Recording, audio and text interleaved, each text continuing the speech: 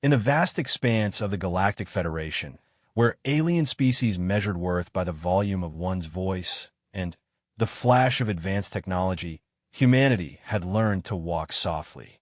They were the newcomers, the quiet ones who fixed broken engines and tended forgotten stations at the edge of civilized space. The other races saw them as useful but unremarkable, a species of maintenance workers and mediocre soldiers who had somehow stumbled into the stars. But the galaxy had forgotten an ancient truth about quiet things. They are often quiet because they are listening, learning, and waiting. And when the time comes for them to speak, their words carry the weight of thunder. What happens when the most underestimated species in the galaxy finally shows why Earth's children carry steel in their hearts and lightning in their souls? What happens when a human, dismissed as just another silent worker, draws a weapon that shouldn't exist and fights with skills that defy everything the galaxy thought it knew about mankind? Sometimes the greatest predators are the ones who never roar until the hunt begins. The maintenance bay of Station Zirian hummed with the constant drone of recycling systems and atmosphere processors. Lieutenant Commander Kethra Voss of the Altarian Defense Fleet barely glanced up from her tactical display as the newest batch of repair technicians filed through the airlock. Another group of replacements for the Outer Rim stations, mostly humans as usual. The species had developed quite a reputation for their mechanical aptitude and willingness to work in the dangerous frontier sectors where more sophisticated races preferred not to venture. She watched them shuffle past her checkpoint with their standard-issue toolkits and deployment orders. Typical humans, quiet, unremarkable with their pale skin and oddly small frames. The tallest among them barely reached her shoulder, and that was saying something since Altarians weren't particularly imposing compared to the warrior races like the Krugan or the Thex Dominion. One human caught her attention, though she couldn't say why.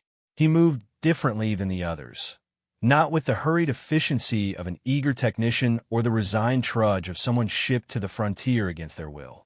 His steps were measured, deliberate, and there was something about the way his eyes swept the station's layout that reminded her of how predators assessed new territory. But that was ridiculous. Humans were herbivores, mostly. Peaceful little creatures who had somehow managed to achieve faster-than-light travel through sheer stubbornness and an inexplicable talent for making broken things work again. The human in question was listed in her system as Marcus Chun, age 32, specialty in plasma conduit repair and gravitational field maintenance. His file showed the typical human career path: born on Earth, educated at some technical institute she'd never heard of, and then 6 years of service maintaining mining equipment on colony worlds. Nothing remarkable except for a note that he'd requested assignment to the most remote postings available. Probably running from something, debt, failed relationships, or just the overwhelming mediocrity that seemed to plague his species. Chun approached her station and placed his palm on the scanner. The biometric confirmation chimed, and she handed him his badge and sector assignment. Their eyes met briefly as he clipped the badge to his standard-issue gray coveralls, and for a moment, she felt something odd. It was like looking into deep water. You could see the surface clearly enough, but there was no telling what might be swimming in the depths below. Sector 7, she said, her voice carrying the standard board authority of someone who'd processed thousands of these transfers. Report to Supervisor Ghent for orientation. Standard shift rotation begins at 0800 tomorrow. Chun nodded and moved on without saying a word. Most humans would have attempted some form of small talk or asked unnecessary questions about station protocols they could easily access through their personal terminals. This one just took his assignment and disappeared into the crowd of other new arrivals. Kethra forgot about him within minutes.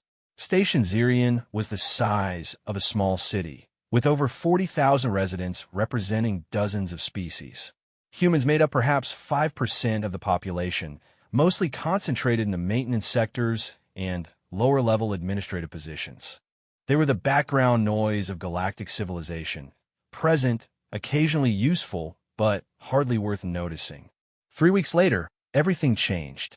The first sign of trouble came during the night shift when the primary sensor array began detecting unusual energy signatures at the edge of the system. Kethera was pulled from her sleep cycle to monitor the situation from the command center. What she saw on the long-range displays made her skin crawl with ancestral fear. A Vorth battle group was approaching at high speed. 6 heavy cruisers and a command dreadnought that could crack a planet's crust if it wanted to.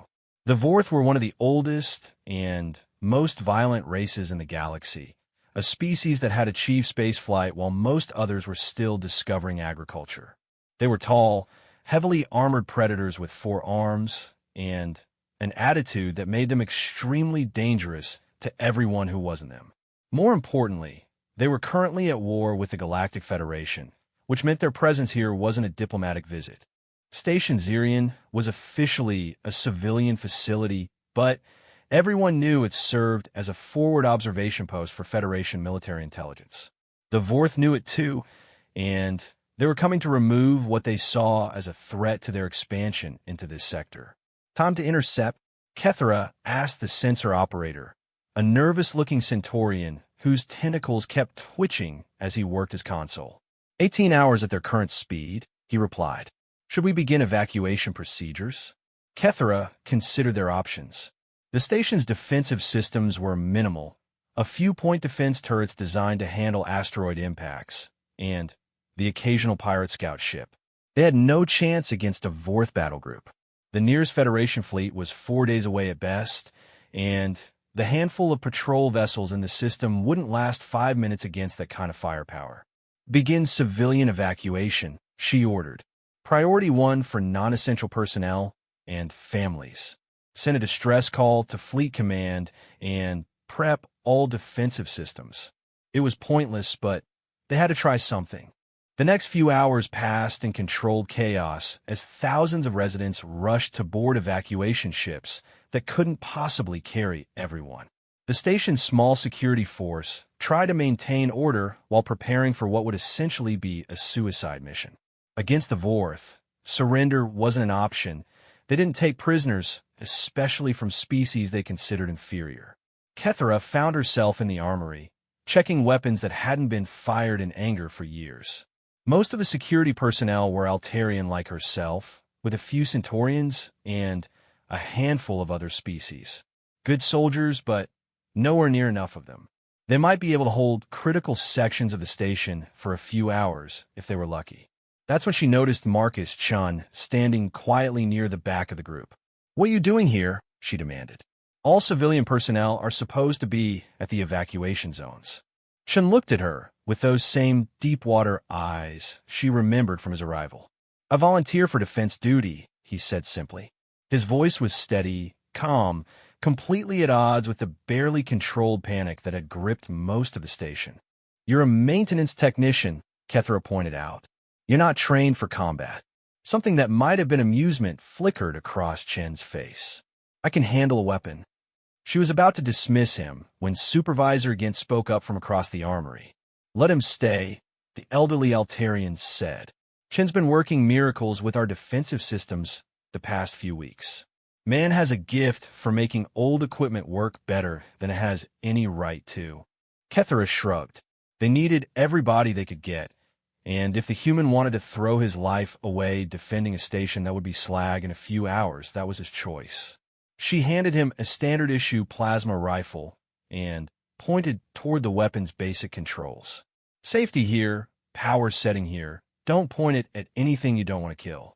Chun examined the rifle with the sort of professional interest she'd expect from someone with actual combat training. His hands moved over the weapon like he was greeting an old friend, checking the charge level, testing the sight alignment, and adjusting the stock length with practiced efficiency. For a moment, she wondered if there was more to his background than his personnel file indicated. "Where do you want me?" Chun asked. She was about to assign him to one of the rear defensive positions when alarms began screaming throughout the station. The Vorth had arrived early, and they were coming fast. "All hands to defensive positions." The station commander's voice echoed through the corridors. "This is not a drill. Enemy contact in 30 minutes. The armory emptied as security teams rushed to their assigned sectors. Chun followed Kethera's group toward the primary command section, moving with a fluid grace that seemed out of place in someone whose job involved crawling through maintenance tunnels. When they reached their defensive position, a reinforced corridor junction that controlled access to the station's main computer core, he simply found a spot that provided good cover and settled in to wait. The attack began exactly 28 minutes later with a barrage of plasma fire that stripped away the station's outer defensive grid like tissue paper. The Vorth weren't bothering with subtlety or attempts to preserve valuable infrastructure. They wanted Zirion destroyed, and they had brought enough firepower to turn it into expanding gas and twisted metal. The first wave of Vorth shock troops came through the docking bays and armored assault pods, cutting through the station's hull like it was made of cardboard.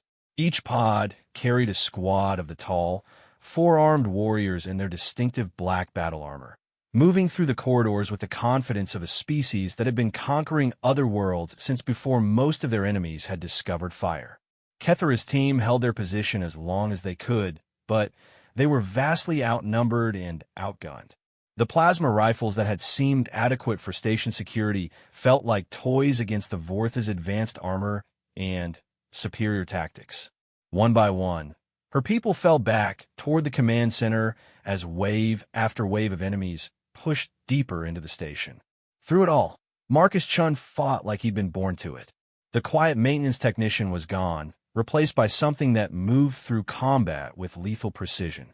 He used cover like a professional soldier, conserved ammunition like someone who'd learned to count every shot, and seemed to have an instinctive understanding of how the battle was developing. More than once, Kethera saw him shift position just seconds before Vorth forces appeared exactly where he'd been standing. But skill could only do so much against overwhelming odds. They were down to the last defensive line when everything changed. A new group of Vorth warriors had just breached the final checkpoint when Chun suddenly stood up from behind his cover. Kethera shouted a warning, expecting to see him cut down by enemy fire, but something impossible happened instead. Chun reached over his shoulder and drew a sword. Not a vibroblade or any other technological weapon she recognized. An actual sword, with a curved steel blade that seemed to drink in the corridor's emergency lighting. The weapon shouldn't have been able to cut through modern armor, but as Chun moved forward with fluid grace, the Vorth warriors began falling around him like wheat before a scythe. The first enemy soldier barely had time to register the human's approach before that impossible blade sliced through his armor like it was made of paper. The second tried to bring his plasma rifle to bear, but found his weapon cut cleanly in half, followed immediately by his arm. The third warrior managed to fire a shot that should have burned a hole through Chen's chest, but the human seemed to flow around the energy beam like water, never breaking stride as he closed the distance. In less than 30 seconds, 6 Vorth shock troops, each one a veteran warrior for one of the most feared military species in the galaxy, lay dead in the corridor. Chun stood among their bodies, his strange sword still gleaming in his hand, not even breathing hard. The remaining Vorth forces had stopped their advance, and were staring at the human in something that looked like confusion or fear. These were warriors who had faced the worst the galaxy had to offer, but they'd never seen anything like what they'd just witnessed. Chun raised his sword and spoke in a voice that carried clearly down the corridor, speaking in perfect Vorth battle language that no human should have known. I am Marcus Chun of Terra. I claim right of challenge against your war leader. Face me in single combat, or withdraw your forces and depart this place. The silence that followed seemed to stretch for eternity. Then, from somewhere deeper in the station, came a sound that made Kethera's blood run cold. The deep, rumbling laugh of a Vorth war leader who had just found something interesting. The quiet engineer had just challenged the enemy commander to personal combat, and somehow, impossibly, it looked like his challenge was going to be accepted.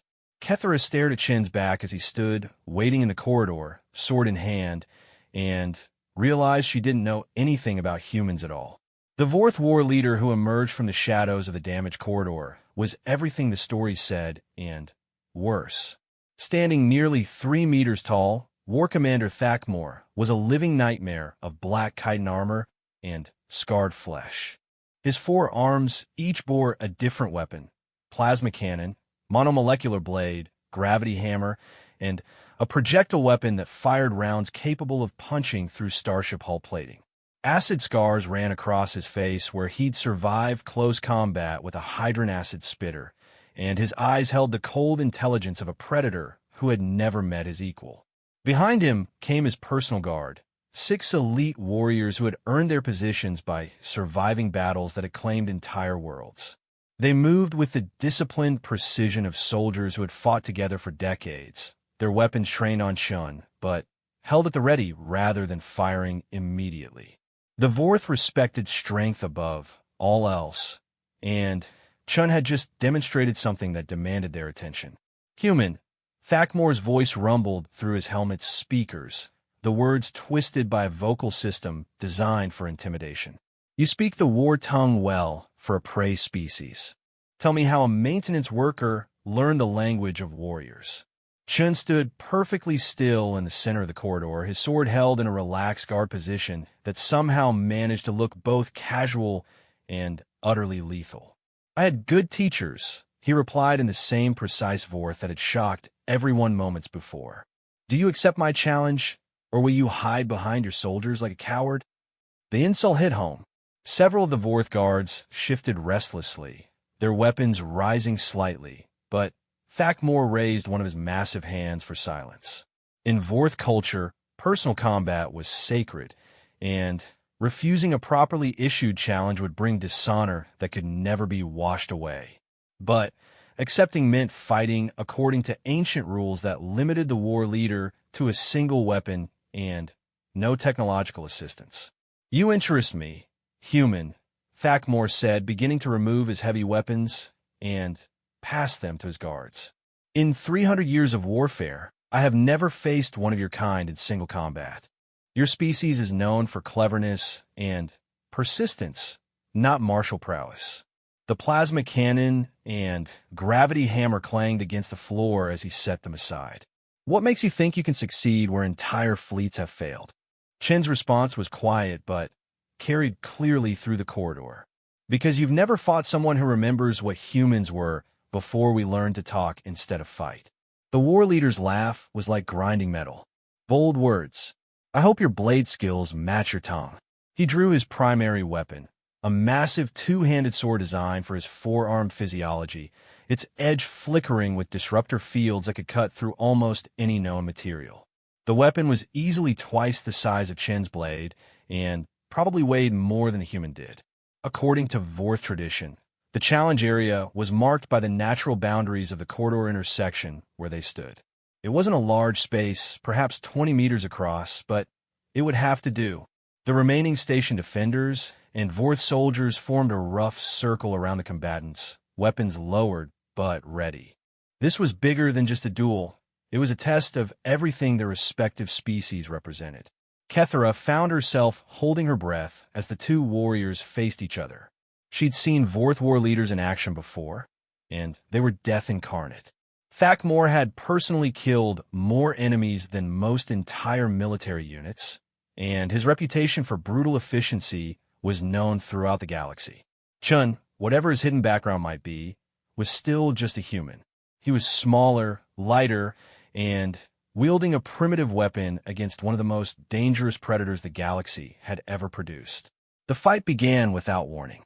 One moment they were standing motionless, studying each other, and the next they were moving with lethal intent.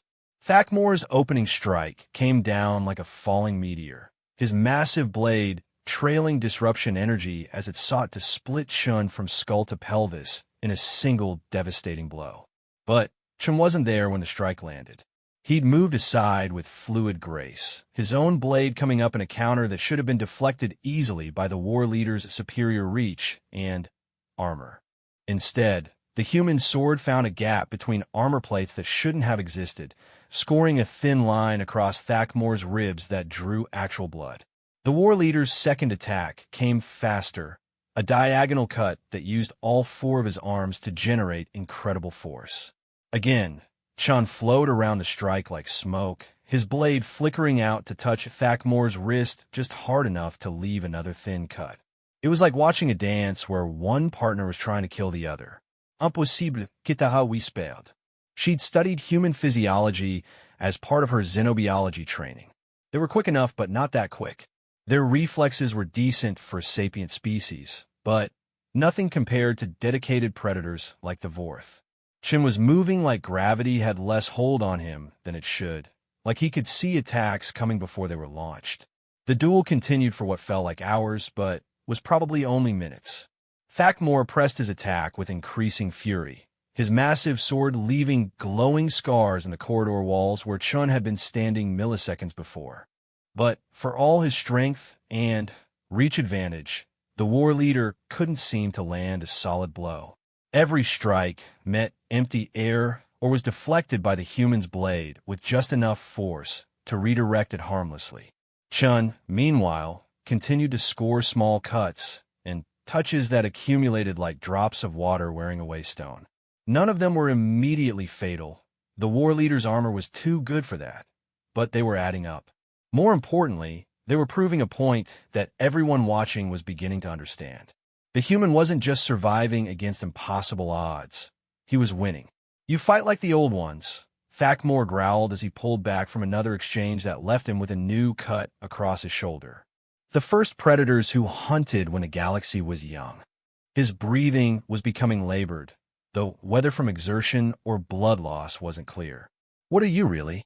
Chen's answer came as he pressed forward with his first real offensive combination, a series of strikes that flowed together like a deadly poem. "I'm what humans become when they stop pretending to be something else." The end came suddenly. Thakmor overextended on a powerful thrust that should have skewered Chun through the chest. Instead, the human stepped inside the war leader's guard and drove his blade up under the massive warrior's arm, finding the one gap in the armor that led directly to his primary heart. The sword sank deep, and Thakmor's eyes went wide with shock and something that might have been respect. Well fought. The war leader managed as his strength failed him. "Your ancestors would be proud." Chun supported the massive warrior as he fell, easing him to the floor with surprising gentleness. "They are," he said simply. The silence that followed the war leader's death was profound. According to Vorth tradition, his defeat meant the immediate cessation of hostilities and the withdrawal of all forces under his command. But more than that, it meant something fundamental had changed in how they viewed the species that had just humbled their greatest champion. One of the Vorth guards, now the ranking officer, stepped forward and removed his helmet, revealing the scarred face beneath. "Human," he said formally, "Iam subcommander Victor. By right of conquest and the old laws, we acknowledge your victory and withdraw from this place." He paused, studying Chun with new eyes. "But first, I would know, what legion did you serve with? Your blade work bears the marks of the ancient schools." Chun cleaned his sword on a piece of cloth before sheathing it over his shoulder. "I learned on Earth," he said, "in the mountains where my grandfather taught me the old ways before the galaxy came calling." "Earth." Vectar repeated the word like he was tasting something new. "We will remember this name. And yours, Marcus Chin of Terra. The Vorth do not forget those who fight with honor." As the enemy forces began their withdrawal, Kethera found herself staring at Chun with completely new understanding. The quiet maintenance worker was gone, replaced by someone who moved with the confidence of a born warrior. But more than that, she was beginning to grasp something that would change everything she thought she knew about humanity. "The old ways," she said as the last of the Vorth disappeared into their evacuation ships. What did he mean by that? Chun looked at her with those deep-water eyes, and for the first time since she'd met him, he smiled. It wasn't a pleasant expression. Before we had starships and plasma weapons, we had to survive on a world that was actively trying to kill us. Predators that made the Vorth look small, natural disasters that could wipe out entire civilizations, and the constant need to fight for every scrap of territory and every meal. He gestured toward the corridor where the battle had taken place. We learned to fight because everything else on our world was better at fighting than we were. The only way to survive was to become better. The implications hit her like a physical blow. You mean all humans can fight like that? No, Chen replied. Most of us forgot. When we reached the stars and found a galaxy that valued intellect over instinct, cooperation over conquest, we learned to be what others expected us to be. Quiet, peaceful, useful. His smile turned cold. But some of us remember what we were before we learned to be ashamed of our nature. As the station's emergency systems began to restore normal lighting and atmosphere, Kethra realized that everything she'd known about humanity was wrong. They weren't the galaxy's maintenance crew or junior partners in galactic civilization. They were something far more dangerous, predators who had learned to wear the mask of prey so well that even they had started to believe it. But Marcus Chen remembered, and if there were others like him scattered throughout human space, hidden among the engineers and administrators and quiet workers who kept the galaxy running, then perhaps it was time for the other species to reconsider just who they'd invited into their civilized society. The war was far from over. It was just beginning, and the galaxy had no idea what was coming for them. In the aftermath of the battle, as rescue ships began arriving and the station slowly returned to normal operations, one fact became crystal clear to everyone who had witnessed the duel. Humanity was not what they appear to be. And Marcus Chun was proof that the galaxy's most underestimated species might also be its most dangerous. The question was, how many more like him were out there, waiting for the right moment to remind the galaxy what Earth's children were truly capable of when they stopped pretending to be anything other than what they were, the descendants of the most successful predators ever to evolve on one of the galaxy's most hostile worlds. The answer to that question would reshape the balance of power throughout known space. And it all started with one quiet engineer who drew his sword when the galaxy finally pushed too far. Word of what happened at Station Zerion spread through the galaxy like wildfire, though the truth became increasingly distorted with each retelling. By the time the reports reached the inner systems, they spoke of a human who had slain a Vorth war leader with his bare hands, or who had somehow convinced an entire battle group to surrender through clever negotiation. The galactic media, dominated by species that preferred their humans quiet and manageable, worked hard to downplay the martial aspects of the story. But there were others listening who understood exactly what they were hearing. In the outer colonies, in the mining stations, and frontier outposts where humanity did the dangerous work that kept civilization running, a different story was being told. And that story was spreading like a contagion among people who had spent decades pretending to be something they weren't. Marcus Chun found himself transferred to Earth within a week of the incident, ostensibly for debriefing, but really because no one knew what else to do with him. The military wanted to study him. The civilian authorities wanted to bury the whole incident. And the diplomatic corps was frantically trying to prevent the story from damaging humanity's carefully cultivated image as the galaxy's peaceful junior partners. None of them understood what they were really dealing with. Chen's transport ship, a standard Federation courier vessel, made the 2-week journey to Sol System in relative quiet. But as they approached Earth's orbital facilities, it became clear that something significant was happening.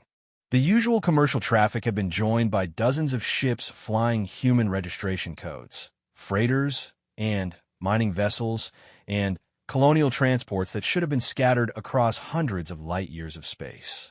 They were all coming home. The ship's captain, a nervous Centaurian named Esikapoth, kept muttering about irregularities in the traffic patterns as they waited in the approach queue. "This is most unusual," he said for the dozenth time, his tentacles writhing with anxiety. Earth Control reports over 300 unscheduled arrivals in the past week. I have never seen anything like it. Chen watched the growing crowd of ships through the observation port and said nothing. But inside, he felt something that had been dormant for too long finally beginning to stir. The awakening had begun, and there would be no going back. Earth itself looked exactly as Chun remembered it from his childhood. Blue and white and beautiful, but with an edge of wildness that no other inhabited world could match. Orbital platforms and space elevators marked humanity's reach toward the stars, but the planet below remained fundamentally untamed. Even after centuries of civilization, there were places on Earth where predators still ruled, and humans had to fight for every step of ground they claimed. The Federation liked to pretend that such places didn't exist, that humanity had evolved beyond their violent origins.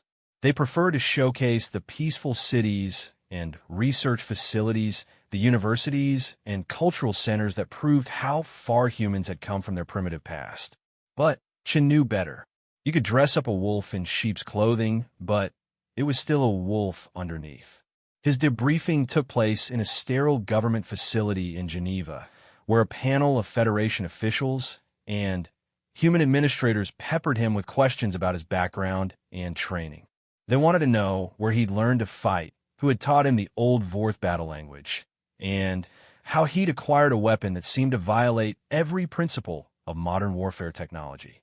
Chen answered their questions with the same quiet patience he'd shown as a maintenance worker, revealing just enough truth to satisfy their curiosity while keeping the important details to himself. Yes, he'd studied martial arts as a child. Yes, his grandfather had been something of an eccentric who insisted on teaching traditional skills alongside modern education. Yes, he'd picked up some alien languages during his travels in the outer colonies. What he didn't tell them was that his grandfather had been Lieutenant Colonel James Chun of the Earth Defense Forces, a man who had fought in the First Contact Wars before humanity learned that diplomacy was safer than violence. What he didn't mention was that the sword he carried had been forged in the mountains of Tibet using techniques that predated humanity's first steps into space. And what he definitely didn't share was that there were thousands of others like him scattered throughout human space, the children and grandchildren of soldiers and survivors who had never forgotten what their species was capable of when pushed to the edge. The bureaucrats and administrators asked their questions and filed their reports, satisfied that they had contained a potentially embarrassing incident. Chun was officially classified as an anomaly, a statistical outlier whose skills were the result of unusual personal circumstances rather than any broader pattern among humanity. The Federation's xenopsychologists assured their superiors that humans as a whole remained peaceful and predictable, valuable for their technical abilities, but hardly a threat to the established order. They were wrong on every count. While Chun sat through endless meetings and psychological evaluations, something else was happening across human space. The story of Station Zirian had reached places where it could be told properly, without censorship or diplomatic spin. In the mining colonies of Kepler 442, in the agricultural settlements of Wolf 359, in the deep space stations where humans worked alone in the dark between the stars, people were remembering things they had been taught to forget. Sarah Martinez was working a 12-hour shift maintaining atmosphere processors on Titan when the message reached her. She was the daughter of a mining family, third generation to work the outer system, and like most humans in the dangerous professions, she was stronger and tougher than her personnel file indicated. The message was brief, just a few lines of text that most people would have dismissed as another conspiracy theory or propaganda. The old ways are not forgotten. The children of Terra remember who they are. If you hear the call, answer it. Earth waits for her warriors to come home. Sarah stared at the message for a long time, thinking about her grandmother's stories of life before the Federation, when humans had to earn their place in the galaxy through strength rather than utility. She thought about the combat training her father had insisted on, calling it family tradition even when her teachers said such skills were obsolete. Most of all, she thought about the dreams that sometimes woke her in the night, dreams of running through forests under an alien sun, hunting prey that could kill her as easily as she could kill it. That night, she submitted her resignation and booked passage on the next ship to Earth. She wasn't alone. Across human space, similar messages were being sent and received, spreading through networks that had existed quietly for decades. The descendants of soldiers and survivors, explorers and pioneers, all carrying genetic memories of what humanity had been before they learned to be ashamed of their nature. They came from the asteroid mines and the frontier worlds, from the deep space stations and the colonial settlements where life was still hard enough to remember why their ancestors had learned to fight. By the time the Federation authorities realized what was happening, it was already too late to stop it. Ships were converging on Sol system from across known space, carrying humans who had spent their lives pretending to be something they weren't. Engineers who could kill with their bare hands. Miners who knew how to track and hunt prey across hostile terrain. Technicians who had learned to fight because the galaxy was a dangerous place and someone had to do the dangerous jobs. Chen watched it all from his temporary quarters in Geneva, following the news reports and official statements with growing satisfaction. The Federation was trying to downplay the significance of what they called a cultural revival movement, insisting that it was just a temporary reaction to recent events that would fade once proper counseling and education programs were implemented. They still didn't understand what they were dealing with. The truth was that humanity had never stopped being what they were. They'd just gotten very good at hiding it.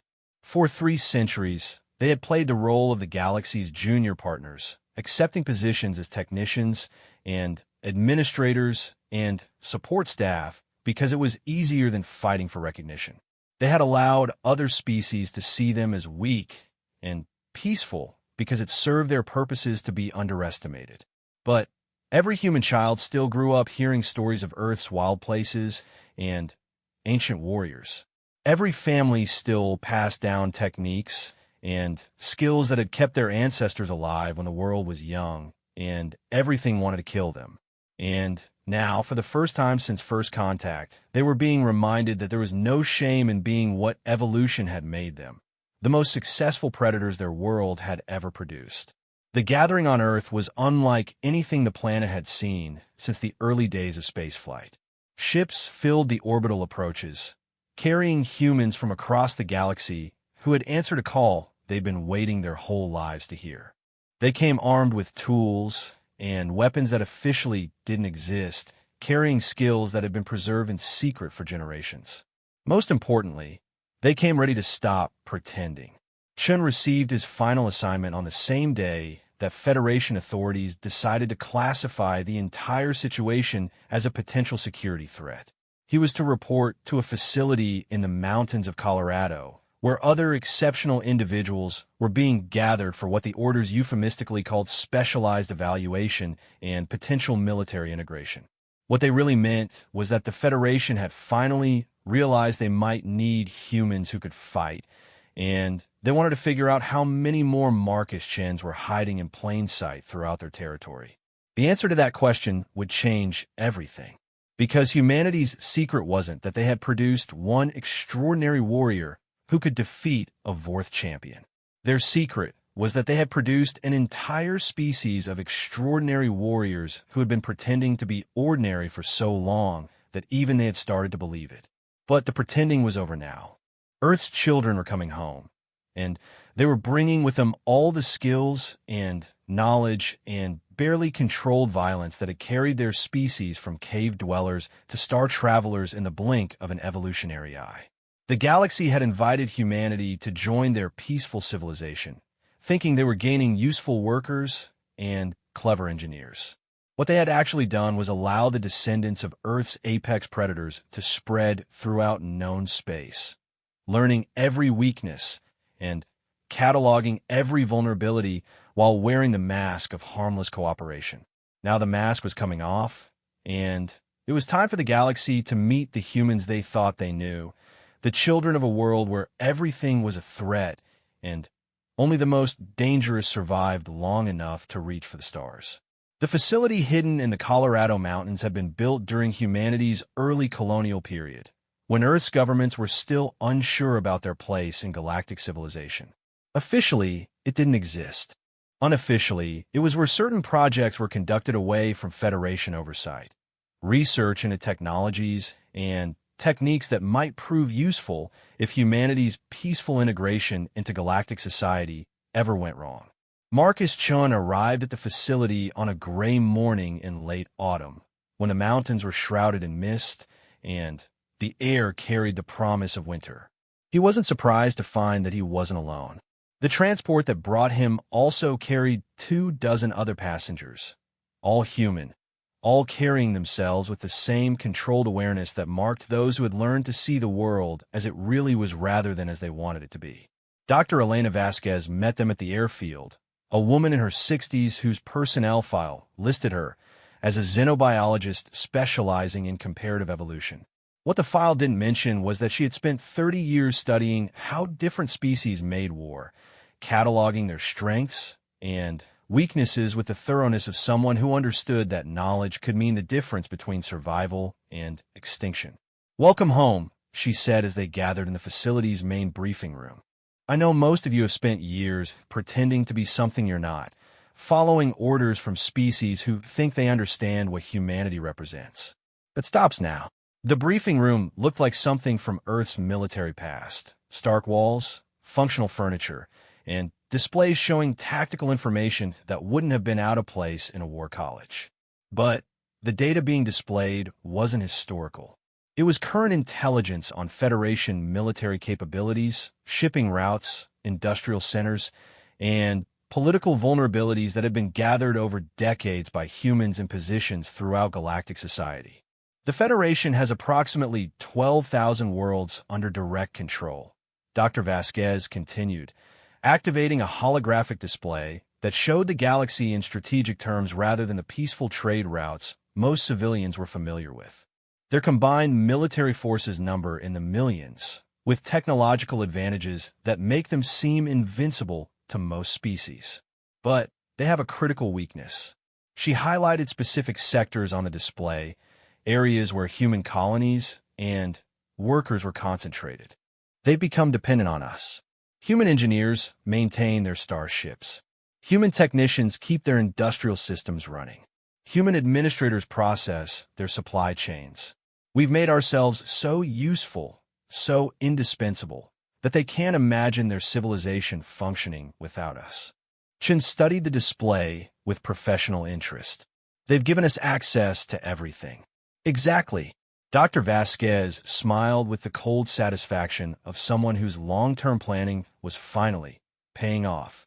For 3 centuries, we've been cataloging every detail of their technology, their military doctrine, their political structures.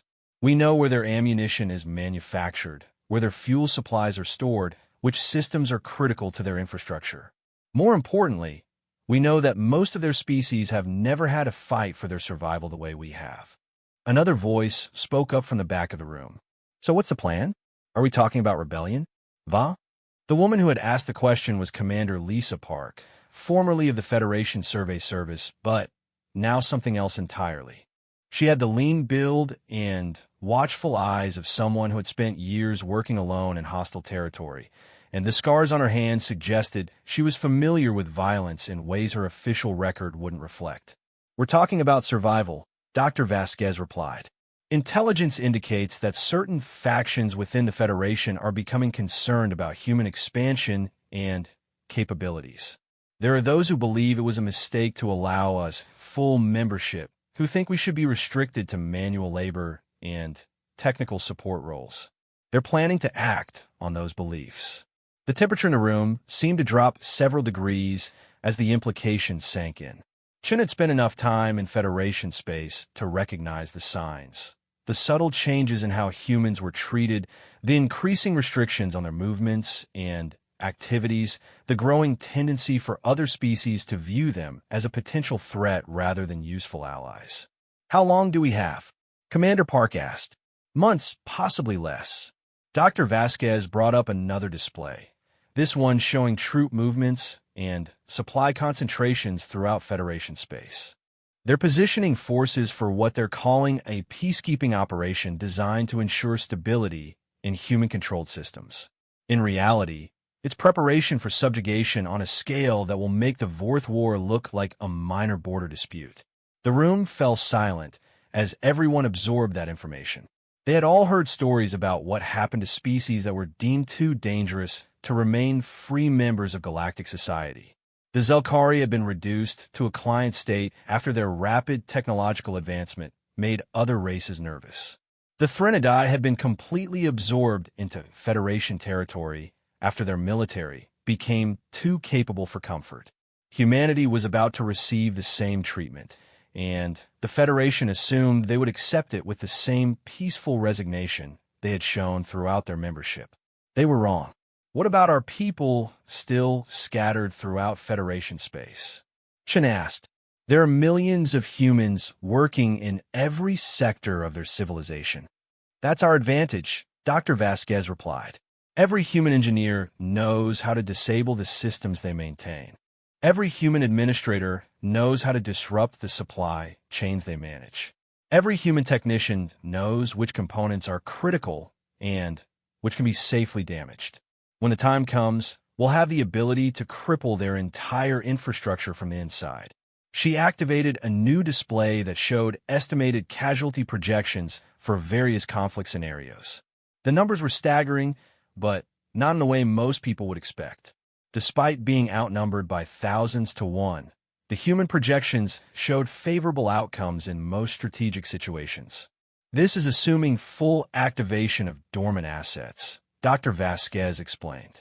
Every human who has spent the last 3 centuries learning Federation weaknesses, every family that has passed down combat skills from Earth's violent past, every individual who remembers what we were before we learned to be ashamed of our nature.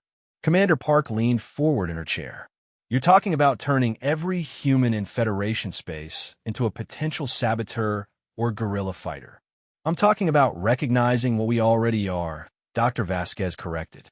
The Federation made the mistake of assuming that because humans chose peaceful integration, we were incapable of anything else. They forgot that we chose peace because we had the strength to choose otherwise.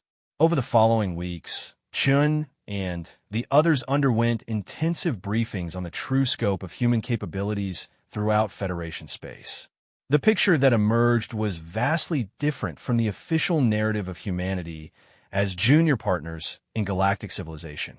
In reality, humans had spent 3 centuries systematically infiltrating every aspect of Federation society.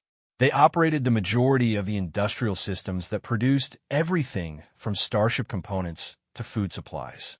They maintained the communication networks that connected thousands of worlds. They staffed the administrative centers that coordinated government and military operations across galactic distances. Most importantly, they had done all of this while maintaining hidden networks of their own, preserving skills and knowledge that the Federation assumed had been left behind on Earth's surface generations ago. The revelation that changed everything came during a briefing on Federation military capabilities. Dr. Vasquez was explaining how human maintenance crews had been systematically installing backdoors and vulnerabilities in starship systems when she mentioned something that made Chun sit up straighter in his chair. The Vorth, he said. You've been in contact with them. Since shortly after your encounter at Station Zirian, Dr. Vasquez confirmed. Turns out that species have very long memories when it comes to recognizing worthy opponents. Subcommander Vector has been quite helpful in providing intelligence on Federation military weaknesses.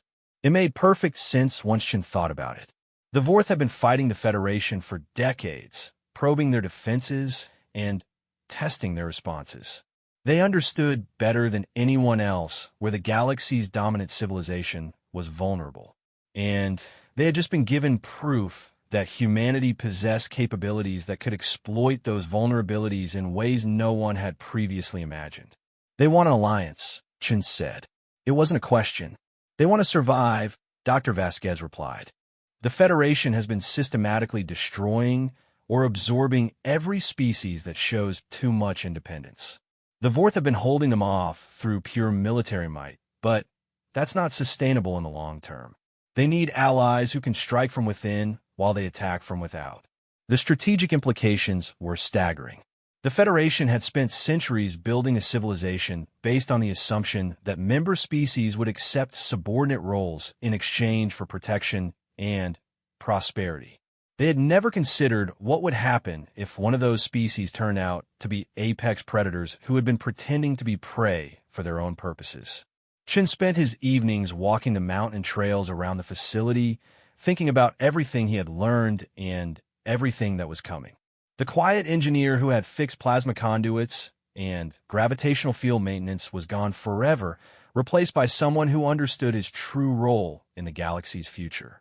Humanity wasn't going to accept subjugation. They weren't going to allow themselves to be reduced to a client state or absorbed into Federation territory. Instead, they were going to do what their species had always done when faced with superior force. They were going to adapt, evolve, and find ways to turn their enemies' strengths against them. The Federation had made the classic predator's mistake of underestimating prey that had learned to hide its teeth. They thought they were dealing with a species of engineers and administrators who could be controlled through economic pressure and political manipulation. What they were actually facing was a species of hunters who had spent 3 centuries learning everything about their technology, their society, and their weaknesses while wearing the perfect disguise of harmless cooperation. The war that was coming wouldn't be fought according to Federation rules or galactic conventions. It would be fought according to the oldest rules in existence, the laws of survival that had governed Earth's ecosystems for millions of years before intelligence evolved to complicate things. And in that kind of war, humanity had advantages that no other species could match. They had learned to hunt when the galaxy was young and everything was trying to kill them. They had survived ice ages and extinction events, predators and plagues, environmental collapse, and resource wars that would have destroyed weaker species. Most importantly, they had learned to work together in ways that transcended individual survival, coordinating complex strategies across vast distances and timescales with a patience that their enemies couldn't comprehend. The Federation had invited Earth's children to join their peaceful civilization. Now they were about to discover what happened when you cornered the descendants of the most successful predators in galactic history and tried to put them in cages. The quiet time was over. The pretending was finished. Humanity was about to remind the galaxy why evolution had made them what they were and why some species were never meant to be anything other than the apex predators of their own destinies. The hunt was about to begin, and this time, humanity would be the ones setting the rules.